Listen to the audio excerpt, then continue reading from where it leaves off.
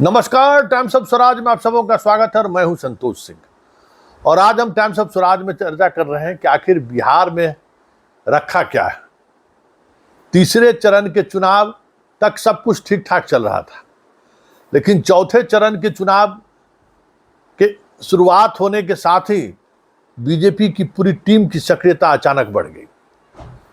चुनाव के ठीक एक दिन पहले प्रधानमंत्री खुद पहुंच गए पटना, रात्रि विश्राम किया और कल होकर तीन सभाएं की, पटना में रोड शो किया और आज अमित शाह आ रहे हैं, पटना में रात्रि विश्राम करेंगे, कल वो 2 सभा को संबोधित करेंगे। अगर इन 2 चरणों की अगर हम बात करें तो चौथे चरण में, जिस चरण में प्रधानमंत्री खुद रात्रि विश्राम किए पटना में, कई मीडिया वाले को उन्होंने इंटरव्यू दिया, बड़ी बड़ी बातें कही, हिंदू मुसलमान को लेकर एक अलग तरीके की नैरेटिव सेट करने की उन्होंने कोशिश की। पटना में जोरदार तरीके से, धमाकेदार तरीके से रोड शो किया, फिर भी वोटिंग परसेंटेज नहीं बढ़ा। वोटिंग परसेंटेज बढ़ाने की ही कोशिश थी, लेकिन वो नहीं बढ़ा। पिछले 2019 की तुलना में लगभग 2.5% वोटिंग परसेंटेज कम रहा है। लेकिन बड़ी बात यह है कि आखिर प्रधानमंत्री के रात्रि विश्राम के बाद आज नंबर 2 नेता अमित शाह क्यों रात्रि विश्राम करेंगे? क्योंकि दोनों फेज की अगर बात करें तो 6 सीटें, 10 में 6 सीटें ऐसी हैं जहां बीजेपी के सांसद भी हैं और बीजेपी चुनाव भी लड़ रही है। चौथे फेज में आपको ध्यान में होगा कि 2 स्टार मंत्री गिरिराज सिंह और नित्यानंद राय मैदान में थे और दरभंगा से गोपाल जी ठाकुर। दरभंगा बीजेपी का गढ़, इसलिए तीनों सीट कैसे जीते इसकी पूरी रणनीति मोदी खुद पटना में बैठकर बनाते रहे। क्या करना है, किस तरीके से करना है। हालांकि इतनी कसमकस वाली चुनाव होगा, हमें लगता है कि नरेंद्र मोदी को इसकी जानकारी जरूर होगी, तब ये इस स्तर पर वो उतर आए। हालांकि उनके रोड शो और सभा का कोई बड़ा फर्क दिखा वोटिंग परसेंटेज में, ऐसी बात तो नहीं हुई, लेकिन कुछ उम्मीदें जगी बीजेपी को।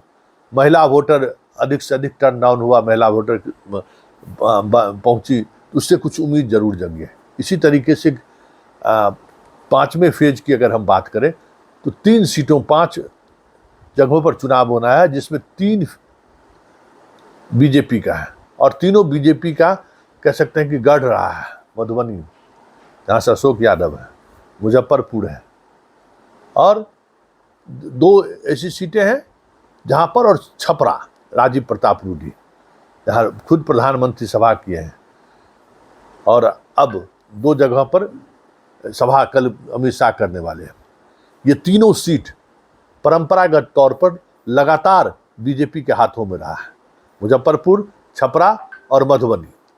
किसी भी परिस्थिति में ये सीटें हारना नहीं चाहेगी बीजेपी। कसमकस वाली स्थिति है, लेकिन सवाल यह है कि आखिर दोनों बड़े नेता के रात्रि विश्राम की वजह क्या है।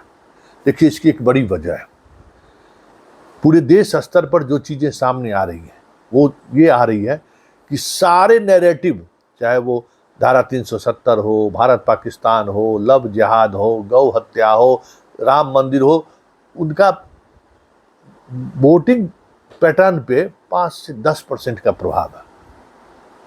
अब जो भी प्रभाव बचा है, जिसके सहारे मोदी चुनावी मैदान में डटे हुए हैं, वो है 5 किलो अनाज।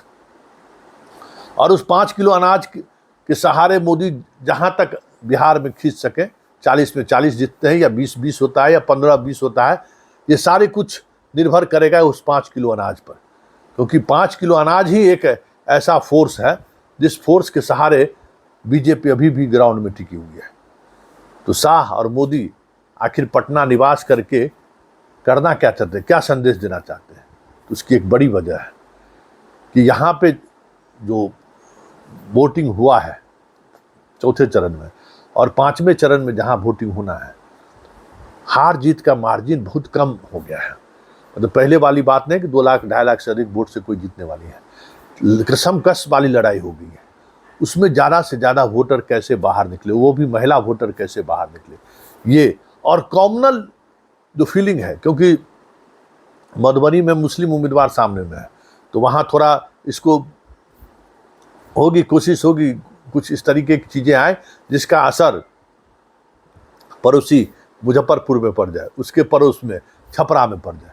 तो ये सारी कोशिश है कि कॉमनली कैसे चार्ज हो जनता, क्योंकि वो जो चार्ज नहीं हो पा रहे हैं, इस वजह से वोट को लेकर जो जोश दिखना चाहिए वो जोश अभी भी नहीं दिख रहा। हालांकि चौथे चरण के चुनाव में शहरी मतदाताओं ने अपने जोश दिखाए हैं। जो भी लोग घर पे थे, 60% से अधिक हर शहर में वोटिंग हुआ है। समस्तीपुर में वोटिंग हुई है 60% से अधिक, दरभंगा में 50 क्रॉस कर दिया। तो ये चीज़ें हुई हैं, लेकिन इन सबसे इतर जो सबसे महत्वपूर्ण बात है, जिन बातों को समझना है कि जहाँ जहाँ बीजेपी के विधायक हैं, जिन 3 सीटों पर जहाँ बीजेपी चुनाव लड़ रही थी, दरभंगा में भी जहाँ एनडीए का विधायक था वहाँ कम वोटिंग हुई है।